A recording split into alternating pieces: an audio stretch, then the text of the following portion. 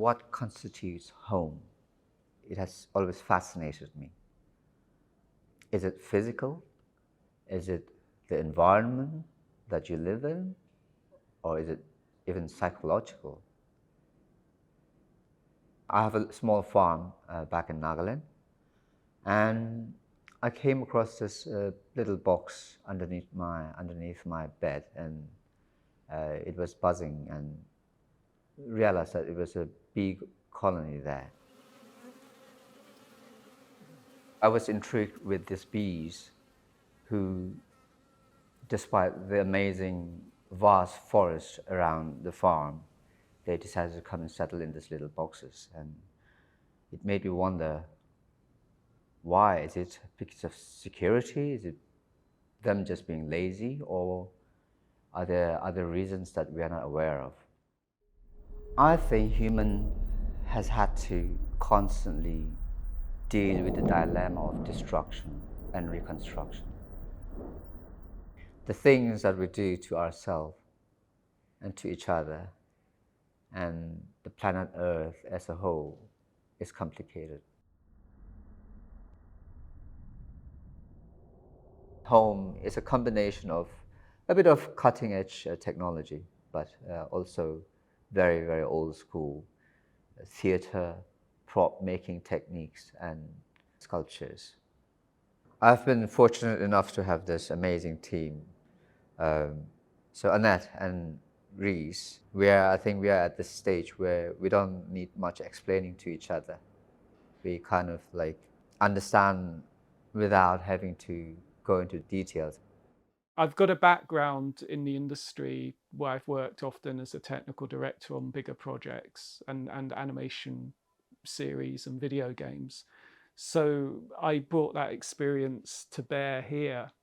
And I actually love the challenge of working within limited means and trying to get the most out of what we've got. And also I love the challenge of working with Temsu because the ambition and the scope is so enormous. And it's an incredible adventure to actually find ways of making these things possible. And so my challenge is finding the most affordable suppliers and materials, ideally sustainable or things we can reuse or salvage. So that was a really key part of the process of making it. We're really punching above our weight in terms of our, technical facilities. So it involves a lot of careful planning. We have a fourth member in our team, which is Matilda, our computer. Matilda is really the fourth member of our team. We always talk about her as a person because we rely on her so much. And I'm just amazed what we've been able to get out of this one small Mac workstation. For me, like home, it's great as a film, but I think like giving it a three-dimensional feel to it makes it more sensory and more visceral. It would be so much simpler if we were just screening a film, but we're having to build a whole space because what we're doing, we're not just making a filmic element, we're creating an atmosphere, we're creating a room. I think the old school, the handmade, you can always tell. Personally, I think it always has that more organic feel to it, and there's a particular charm.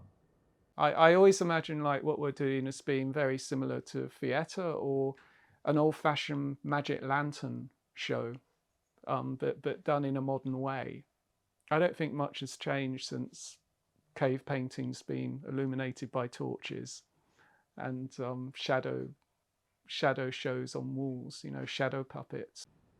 I would like to see it as a personal reinterpretation of what our cave-dwelling ancestors most probably observed. Home could be scaled to any room. So we're making one specifically for Venice, for the dimensions of the space. Venice is very, very exciting.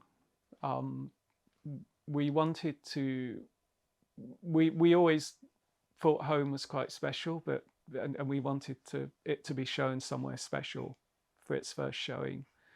So this has just been wonderful. I welcome viewers to make their own interpretation and read it in their own personal way. And I'm very interested to know what they make of it.